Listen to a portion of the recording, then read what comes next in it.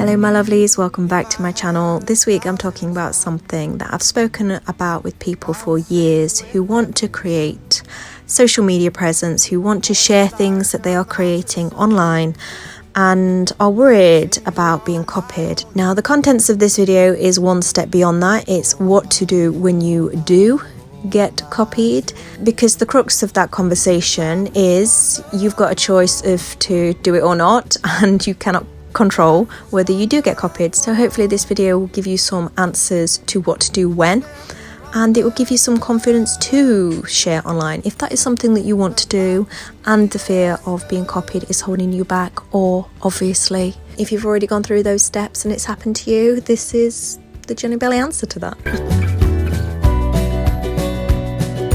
I would launch 1,000 ships. So what do you do when somebody has, like for like, without a doubt in your mind, copied your work? First thing you do, because you can't not do this, is have the reaction you're having. I personally don't think it's healthy to block, stop, bypass emotions. They will come up in other ways. So whatever it is, just allow it to be. Any reaction is okay. So I've had a case of somebody, like for like, copying my work, copying a tutorial actually, and lots of people messaging saying me, so and so has done this tutorial, so and so has literally not just copied what I've created in the tutorial and shared that, but copied almost word for word how I speak, how I teach. And I've had this for many years. Let's be honest, I've had this for years, and I have many people who've seen my work, so I have people contact me telling me that as well. Now usually I won't watch, I won't pay attention, and let's be honest, I make tutorials, so the whole point of my work is that I give you a roadmap to creating the work yourself. So 99% of copycats, personally, in my case, don't bother me, because it wouldn't be what, you know, why would I share in the first place tutorials if it did? You expect people to show you, like, sometimes almost exact mirror images of what you've done. For me, this is my personal case. 99% of the time I see copies, it's not going to bother me. I've put something out there to be copied. That is the purpose of it. It'd be pretty silly of me to put something out if it did bother me. However, there is that 1%, that one grain, where when even how I do something in my own unique way, i.e. my words, my teaching style, is copied as well, it's a little bit, you know, you're not only taking what I've created, not altering it, just doing the same, and you're doing it in my approach, you know, then that created a reaction. So I did a little journaling and I allowed the reaction. What I'm going to take you through in this video is the lessons that I've created out of that. And like I say, this has happened to me through years, so I came very quickly to these lessons that I'm going to pass on to you in this video. There is probably many approaches I could do to this video were it a different day. This is the day that it is, so this is the answer I'm going to give you to this question of people copying your work and how to respond. I was only in a reaction for a very slight time, and I was quite proud of myself for how quickly I shrugged off like negative reaction to it. When I say shrugged off, I don't just mean, I even wrote that down, I've shrugged it off, so let me explain what I mean by that. Not shrugged it off as in I didn't learn anything, but shrugged it off as in I deduced the lessons and released the negative connotation. Basically what I just said. But anyway, I've got some amazing, I think, lessons out of it. So I do want to be clear that this is based on my personal case right now, But I do think that if you take these lessons, I think you'll be a lot more at peace with putting your work out there if you are frightened to because of copycats. Learning just what to do if you do have that reaction of finding out somebody has copied your work and it has affected you somehow. And also then just being okay with the fact that it probably is going to happen again. And let's face it, if it does happen again, in a way, it's a good thing because it means you are making an impression. So this conversation is past the conversation of being afraid to put your work out there because it is going to be copied. This is, what the heck do you do if it is? Okay, so the lessons, I have included something about acknowledging that I do not wish to share that exact content anymore. That obviously is very personal to me, but this can apply to any artist really, in the fact that if you have done a piece of work, whatever it is, you've done that piece of work.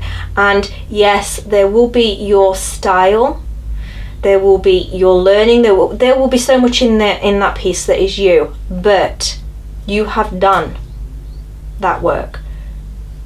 As Andy Warhol says, once you've done, allow other people to critique it and move on to the next piece. In a way, if you're done, it's got a life of its own. There is cannot remember the lady, but she is an awesome lady. She wrote Creatrix, so I'll put an image of the book somewhere here so that I can get you guys to see the author. I once saw her in an interview and she said, your projects aren't babies. People think that they are babies. They're my babies. They aren't babies. They are their own entities, and when you release them, you have released them. So for me, I wasn't expecting to mention that on this note, on this first thing. That was just my thing of, I've shared that. I mean, my thing's been copied from 10 years ago. I get bored really super easily if I'm doing the same thing over and over and over and over and over again. And yes, that can mean that because I shared stuff kind of when YouTube was still amateur, still YouTube, not all this wonderful content that there is now. We were just mucking about and didn't really know what we were doing. And I was just sharing stuff before other people started sharing this stuff. It inspired other people to do that. And then what happens when people kind of pay the path is other people kind of overtake. And that's what has clearly happened with a lot of the stuff that I've put out there. It's created its own life. And in a way, I'm proud of that, you know. And other people have taken it, sometimes copied it a little bit too close to the bone. But that is another point we'll get to in a minute. But, you know, I did it 5-10 years ago. So times are changing and I'm not necessarily going to share exactly the same tutorial that I shared many years ago. Let other people do it. The exact same tutorial. Let other people do it. So the next one, with that in mind, is where do ideas come from anyway? And in reference to that, the answer then leads to, aren't we all just combining ideas, inspirations, sources anyway? Now I'm going to break this down because there's 2 points here, and the first one, I really love Elizabeth Gilbert's explanation in Big Magic of ideas about how she had an idea for a novel and she didn't want to write it, or she didn't write it for whatever reason, and she was with another author on stage or whatever, and she kissed her or touched her or something, and then this other writer wrote the exact same novel, like exact. Now her theory was that, or maybe it's an idea, that when they touched, the ideas crossed paths, because there is this kind of cosmos of ideas, and the ideas want to live and they will find the route where they can come alive. Okay, so this is the first idea. There's this cosmos of ideas. Now on the second point, where I say, aren't we all just combining ideas, sources, inspirations anyway? Yeah, we kind of are. But what that is when you maybe get an inspiration from an art teacher, and then you get an inspiration from nature, and then you get an inspiration from seeing this piece of art, and then you get an inspiration from watching that program or whatever, and you combine all these things together. That's kind of like getting inspiration. We all do it, but it's kind of like getting inspiration through third party or conduits or, you know, catalysts. So there is this thing of getting an idea direct, and then there's this thing of kind of gathering inspiration, you know, and then kind of creating this soup, this mix that you've created. That is my own personal take on ideas, these two ways, because I know them both very well. You know, I live in both a lot, and I know full well when an idea comes direct and when an idea has kind of been stirred my pot of inspirational soup. And I even, you know, can locate the sources often when I'm doing this. I can locate people or energies, even their energy, how that has inspired this thing or that thing. I'm not sure everybody is as aware, if I'm honest, when they do that. For me, when I'm being woken up at 3 o'clock in the morning, it's this. And this particular tutorial that got quote unquote ripped off recently, it was one of those. It was, you know, so that kind of feels a little bit more personal, because in a way you kind of feel like, well, if I'm just mixing other people's things, it's not mine to begin with. But if I've got it direct from the idea cosmos, direct from the idea locker, I pulled it out, then it's mine. But the truth is, where do ideas come from? I'm not sure we can claim ideas per se.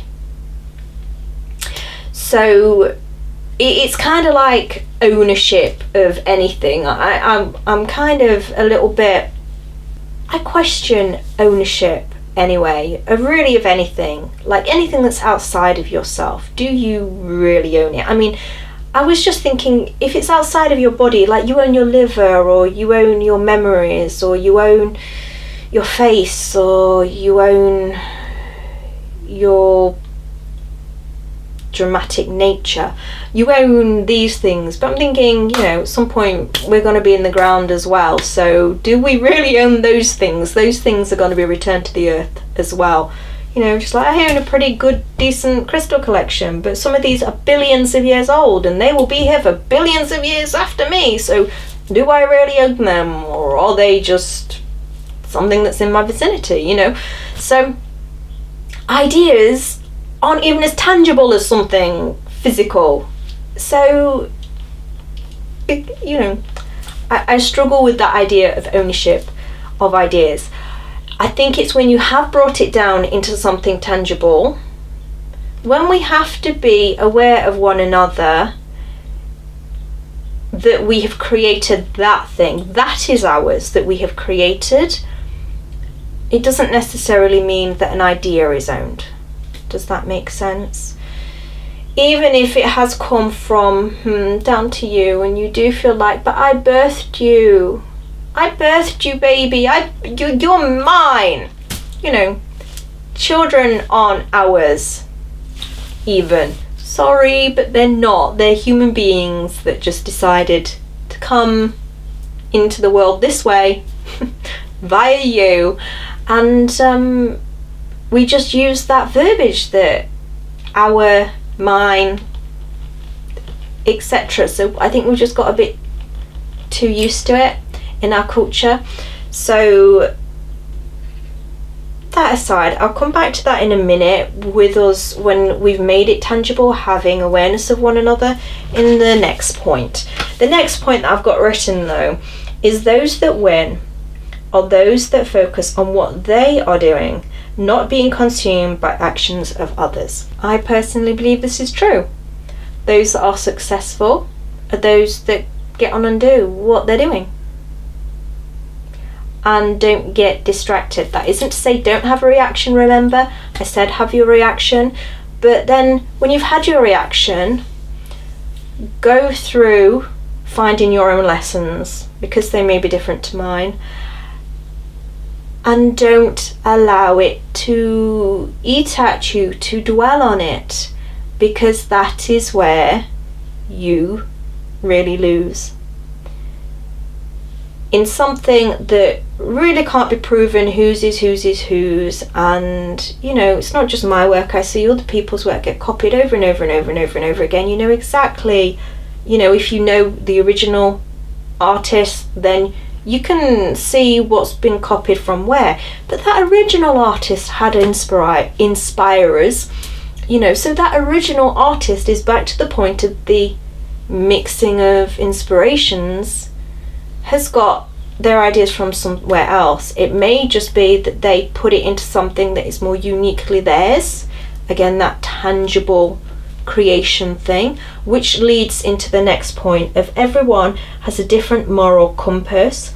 So something that one person may see as over the line in terms of stealing from another artist, another does not, and therefore is not doing something wrong in their mind. So this is where the artist has had the ideas, they've created the thing, it's tangible, it's out in the world, and it's inspired somebody else, and it has been copied or even stolen like for like. I'll do a little side note in a second on the fact, you know, that a lot of artists, most artists, all artists copy. I'll come back to that in a minute.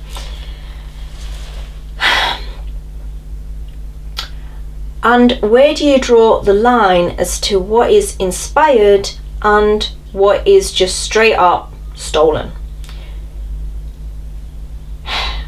It's a difficult one because nobody knows where that line is, and I've encountered this myself. And it may be quite like a spiritual way of, you know, this is kind of like my spiritual teaching. Before, the point before was about success. You know, that was my teachings that I've had on management and success and all of that coming through. This point is more of my spiritual teachings about, in a little way, live and let live, because you don't know other people's perspectives. And I've had this experience a couple of times when people have copied my work of different experiences. I'll give you one example of somebody took one of my tutorials and turned it into literally like for like, didn't even change the colour of the paint of the cover of the book. It was a book tutorial, didn't even change like anything about it, and put it on Etsy, the tutorial, and started selling it. Now I had a bit of an, you know, it raised my hackles a little bit, because I had put that tutorial out into the world for free, and they were then literally just copied it like for like and then started making money from it. And that got to me because I felt like that was over the line. If it had at least been changed in some way, if they'd taken the inspiration and mixed it a little bit, changed the paint, colour, changed anything about it so that it wasn't literally exactly the same as the thing I'd just created and created for free, then I would never have known, cared, whatever. But yeah, when I did contact that artist and I did say, hey, come on now, and I think I was rather polite about it, and I think they did stop selling it. I didn't go back and check, so I can't tell you for sure, but I did, you know, it's against what I'm saying about live and let live, but I did say, come on now. So I have had those experiences, and you know what, it didn't make me feel any better. It might have done had they responded in a way where they were like, oh, I'm so sorry, I'll remove it, blah blah blah, but they just straight up didn't understand the moral dilemma. So this is where I've learned that people's moral compasses are different. Do some people straight up copying. And you know, you can't always say that that is a direct copy of something. When you look back through our history, cultures on opposite sides of the world came to the same conclusion about things, kind of like as a collective consciousness. Again, this idea of cosmos. There is clear things that throughout our history where we've all come to the same technologies and things. And you see that just with television shows, where the same feeling of a show can come out, like a comedy, it feels the same. This one feels the same as this comedy, and it's about different things, but essentially it's the same. Or every rom-com you've ever seen, essentially it's the same. But they may have come through a different channel. They may have come through this one rather than that one, and they just happen to be out at the same time and kind of look exactly the same. I've had that experience as well as an artist, where me and another artist have created the same thing, like at the same moment, and it's like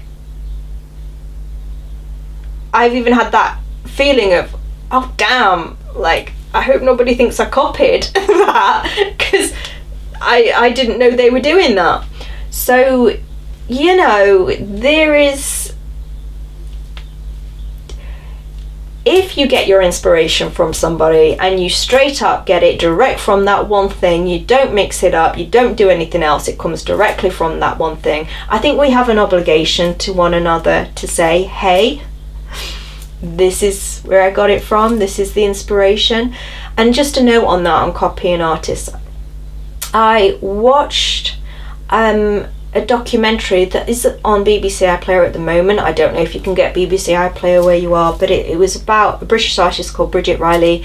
It's called Painting the Line, and she straight up copied in this, or it showed a straight up copy of an impressionist painting that she did like for like to understand colour and how colour reacts with one another, and how to get something that you are seeing or you want to be seeing in colour. You will need the non-colours that make it up around it to kind of show that colour. I know what I mean, sorry if I confused you there, but anyway, she was doing it to explore how she wanted to use colour in her work, and it's just for her. So in that case, do you need to say, hey, this is, I mean, in that instance, it was pretty clear what the painting was and where it was from. I mean, it was an extremely famous impression painting. But if you're just doing it in your studio just for you, do you need to say, hey, this is where it came from? I don't think so, because as I say, pretty much all artists, if it's part of their process to do that, will do that, and I think that's fine. She didn't make that painting to sell it or to copy it for her work. Her work is extremely different. She's called an abstract painter. She isn't really. She got put in with the op art movement, but it is different, and there isn't really a description for what she does. It's kind of mind-bending a little bit, her work. And you would never assume that her inspiration would have come from an impressionist painting from 200 years ago. So I think it's fine to do that. I've done that, and I've probably done that and not given credit where I probably should as well. Let me say that. I'm probably as guilty, not because my moral compass is off or that I'm not aware where the inspiration might have come from, but that just I might have showed it accidentally or something like that.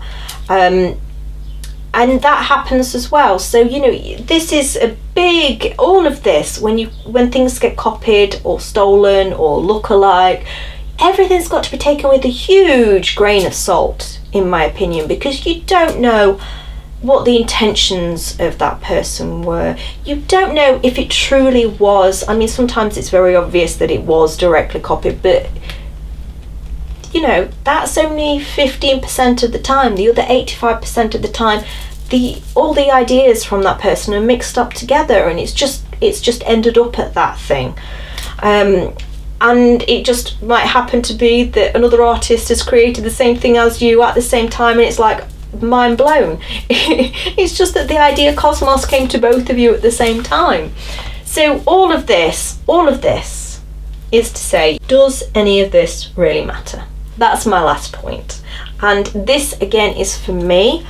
This is my reaction, because obviously it does matter. It does, I've just said it, it's important to give credit where credit is due. It's important to thank your delivery driver for, you know, delivering your groceries, or your waiter for bringing your meal. Those things are important. Acknowledgement of another human being is important, but when I say, ultimately, does any of this really matter? That is, for me, thinking in the grand scheme of things, when I'm buried under the ground, does this really matter? Or any of you that have been given a diagnosis and you suddenly get that moment of everything else can just, nothing else matters. You guys that have either been given a serious diagnosis or have had a family member with a serious diagnosis, you know, it clears all of the crap.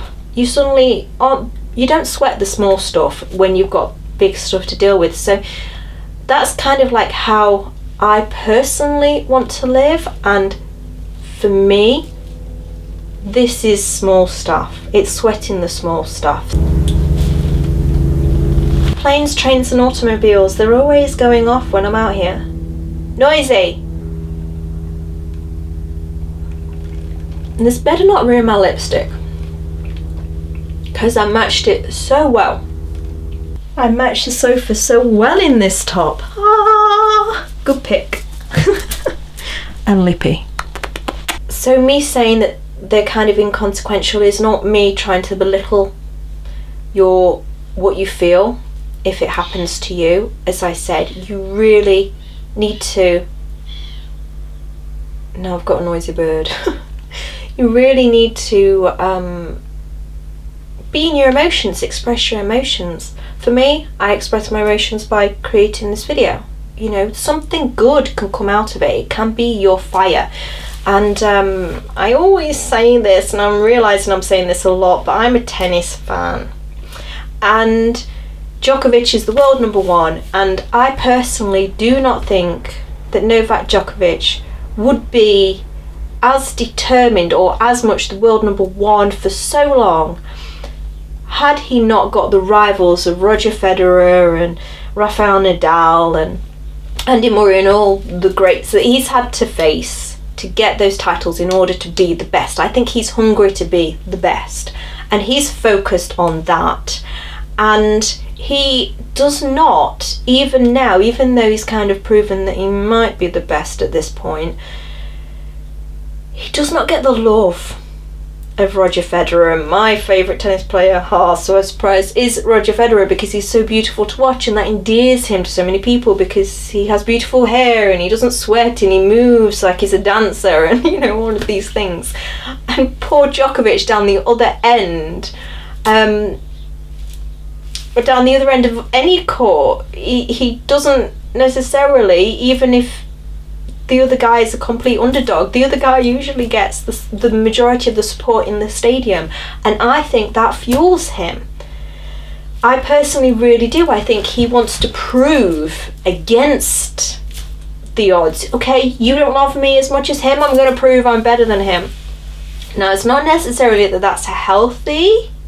I'm not saying that that's necessarily healthy fire, but on the occasion when the noisy bird is back, when you get copied and it doesn't off, use it as fuel, create something, get painting, do whatever, get it out, use the emotion is what I'm saying. Get some positive reaction or something out of it, because ultimately it's only gonna hurt you in a way if you dwell there. That's what I said about the success or winning. You aren't going to win if you focus in that space. And if you're annoyed, then you clearly do want to be a winner, whatever that means to you, succeed, whatever that means to you, define your own terms. But you wouldn't be bothered if you didn't care, if you know what I mean. So, you clearly do want to be successful at whatever it is you're creating. So get on and do that thing. Focus there and realise that ultimately, does it matter? Maybe not, but matters is you getting on and creating what you want to create and enjoying having your ideas. And yeah, my answer to that question, over and out.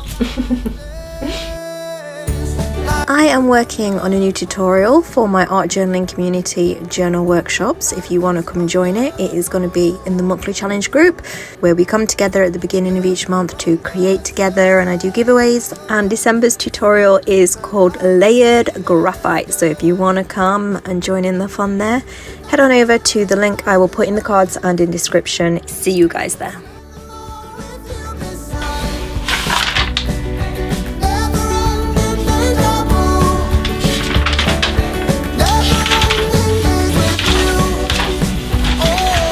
As I say, ask me on a different day, and it may have been a different answer.